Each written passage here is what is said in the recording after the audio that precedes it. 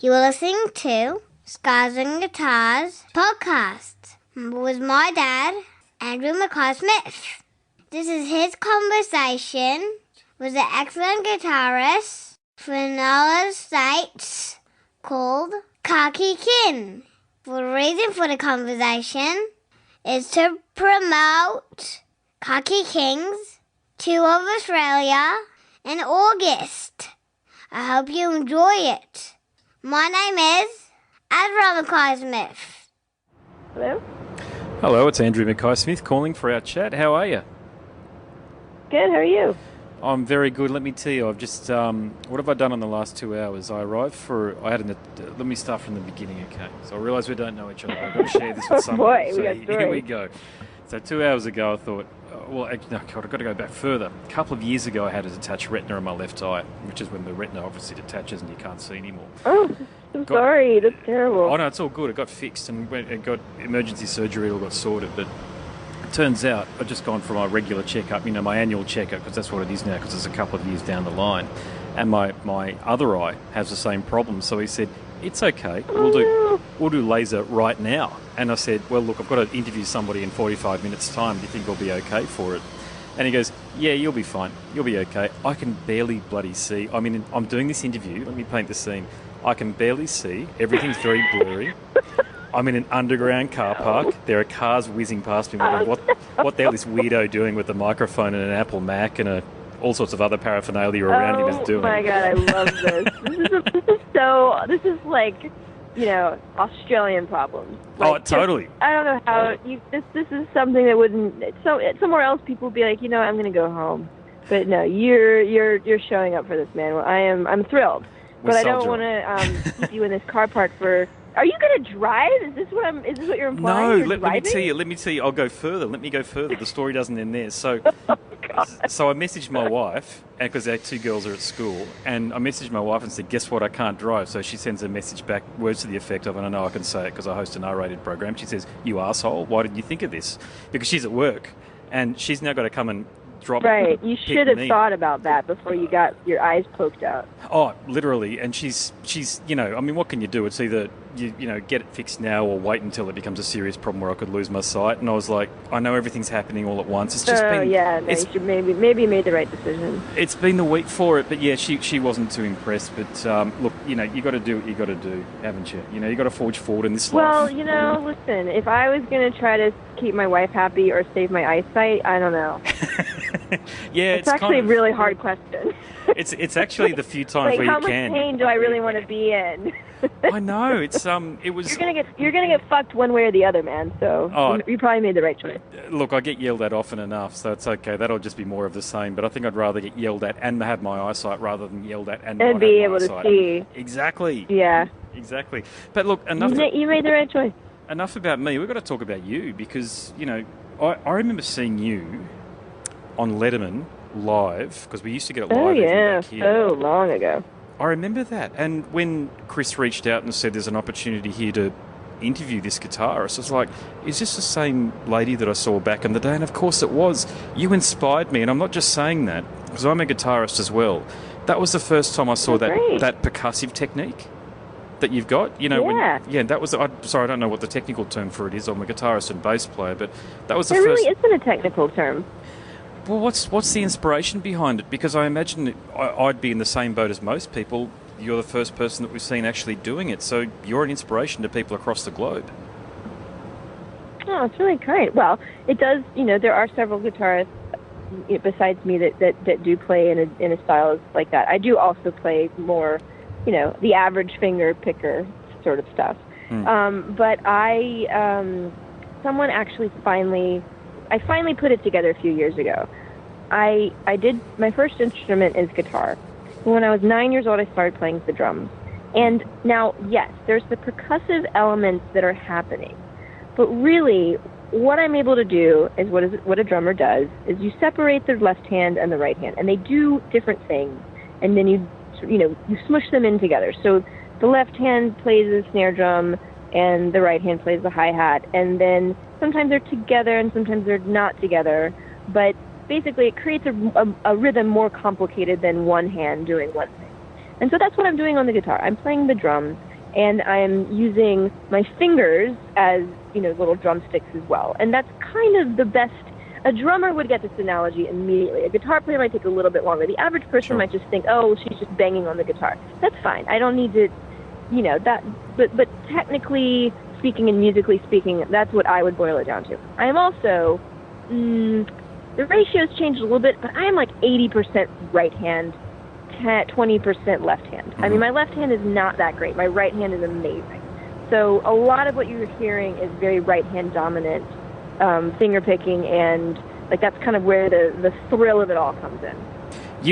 And I think a lot of other guitarists are left hand dominant. I reckon you'd be a good sports person as well, because to me, looking at you play, it requires a lot of pretty solid hand-eye coordination and feel as well. So are you good on the hockey field or cricket pitch, or, sorry, I know you don't play cricket over there, or baseball? Or I am so good at cricket. Oh, you do? There you go. I do like sports. I'm small. I'm very small, so I'm built for I'm more of like built for a specific position. But I don't do sport anymore at all. I don't even do things I really want to do, like skiing, because I I would rather not, as you have experienced, I would rather not break a wrist and lose my career. Yeah. So I've had to make a difficult choice in life, but one that I stand by. However, recently I did take up skateboarding. Okay, cool. Well, that suits. Yeah, well, I mean, which is probably a very it's a very dumb thing to take up when you don't want to break your wrist. However, I'm like a granny skateboarder, so I just go really slowly, and I go after my daughter who's on her little scooter, and we go to the skate park, and I just kind of scoot. I take it easy, but I'm clearly having a midlife crisis. That's the other part of it. So Well, I've just changed careers, so I know all about that. Okay.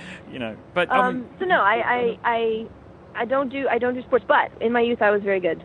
I imagine you would be. Yeah. Oh, look, it did surprise me. I mean, I remember the internet wasn't what it was back in 2003 or 4 or whatever it was when you were on Letterman that it is now. So you didn't automatically come to mind, go and find out who this person is and then go and see if there's instructional videos on YouTube and the like. But I'd imagine there's been a lot of people following in your wake. And the reason I say that is because you're very relatable.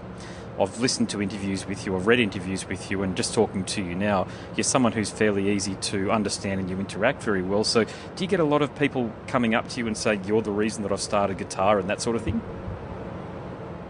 I do. I definitely do, and it's amazing every time. I get a lot, and to this day, it's incredible. People who have listened to me since they were young now bring their children to my shows. And they're grown-ass children. They're like 15-year-old. I mean, it's crazy.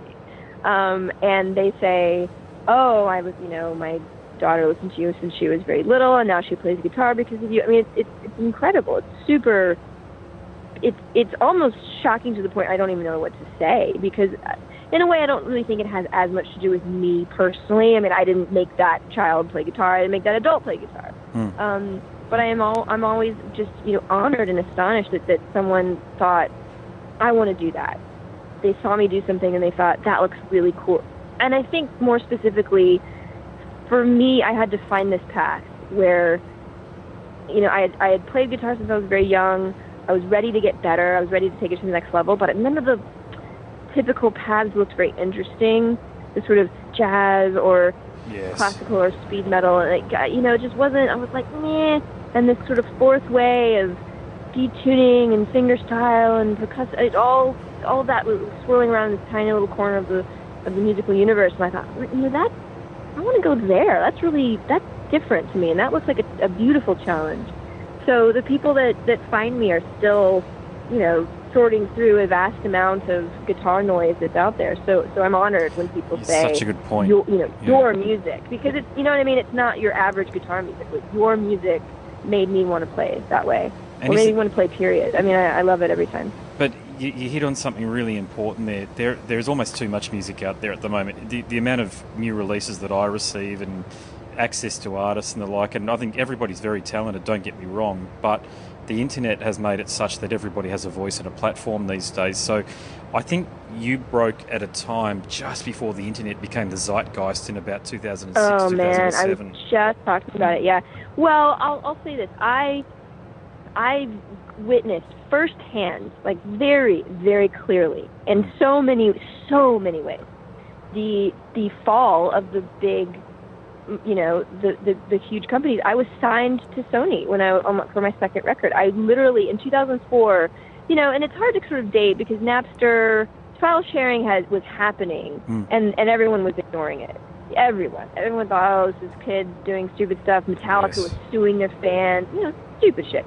And no one thought, oh my God, we need to really get on. It wasn't until Steve Jobs said, I'm gonna make iTunes, because and even that's irrelevant because they're streaming now. But I saw what happened, the very, very bad and the very, very, very, very good, when the internet took over music. And so I mean things that were amazing, like I have like a few thousand copies on CD of a record that I made, and the reason I possess these was because during the time that they were made, and then the time that they ended up in my house, people were buying CDs. Yeah, online became prevalent. Yes, I know exactly what you're saying, because I've got the same problem. Shot to the roof. Yeah, and so putting your music on anything physical was no longer necessary, and it makes perfect sense looking back.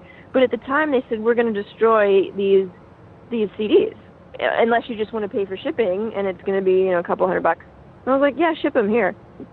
So and I have them in my storage, and they're about to be dumped by me because I don't need them. But that's just an example, and it wasn't. At the time, it was so embarrassing. It was like, you are worthless, and no one likes your music, and therefore no one's buying it, and therefore we have all this surplus of CDs, and so we're going to, destroy them. And I was like, don't destroy them. And now I'm like, no, that makes total sense. People still listen to that record. People still love it. They still buy it. They're just consuming it differently now. They just don't want it. That's just not the right format. So like I could give many examples of sort of witnessing the lack of foresight that maybe we all had to a certain degree. And so it has been an interesting ride, sort of beginning your career at the end of the music industry.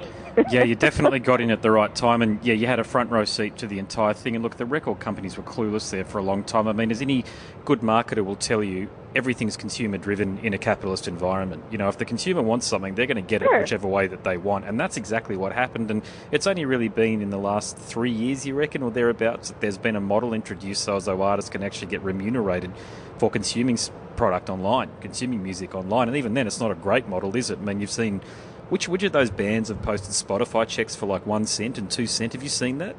Oh my God! It's painful. It's painful to watch. But like you said, the consumer-driven model. I remember a lot of people and their long articles, and there's we're lawyering up, and we're going to fix this problem. It was so much effort trying to be like. And I thought, listen, this is a tsunami coming at you, man.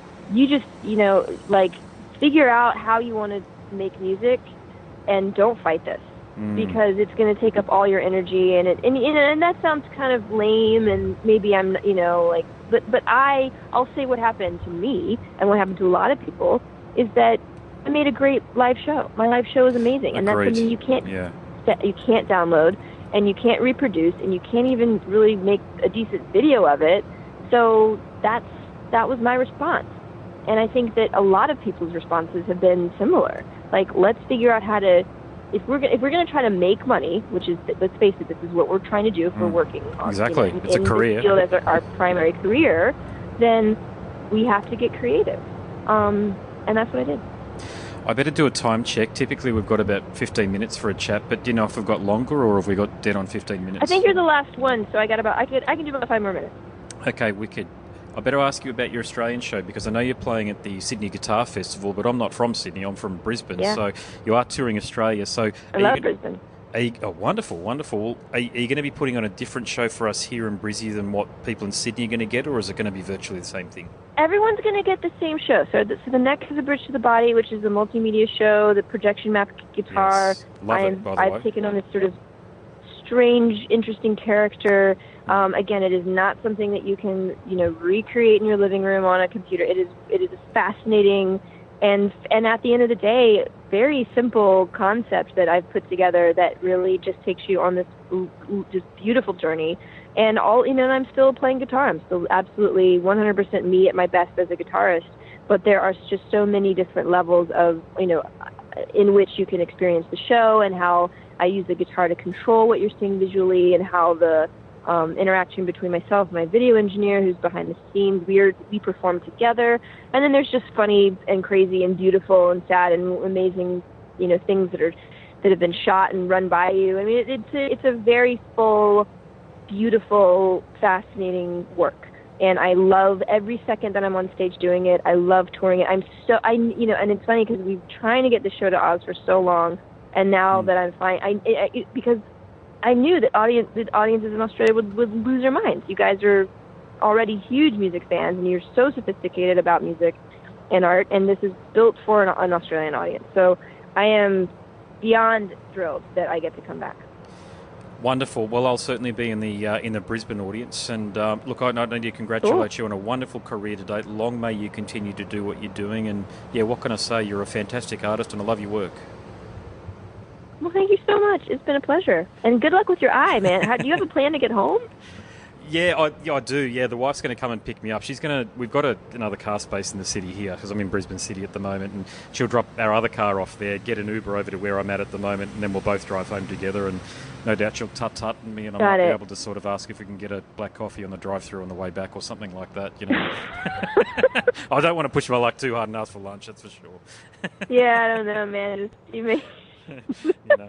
But no, it's been a fascinating chat. No good deed goes unpunished when you're married. I understand. Oh God, you nailed it. You absolutely nailed it. Yeah, you sort of you go through. People say you have bad days and you have bad weeks. Well, you've just got to keep your head down. You know what I mean? And I think that's a secret. Yeah. There's phases. Yeah. You know what I'm talking about. I know. I know exactly what you're talking about. And you said you had kids? Yeah, I got 2 daughters. Yeah, I got 2 daughters. So. Yeah, I got a daughter and a son, so I know when and where to lay low. We got. Well, good luck. So we just do our thing. But congratulations to you again. Thank you so much. And I'll definitely be in the audience, and I'll give you a bit of a shout out when I'm in the crowd. Yeah, get your eyes ready for that. I will, for sure. No worries. All right, you have a good one. Thanks a lot. You too. Catcha. Bye. You have been listening to the Scars and Guitars podcast with my dad, Andrew Mackay-Smith. That was his conversation with Kaki King. Thank you for listening.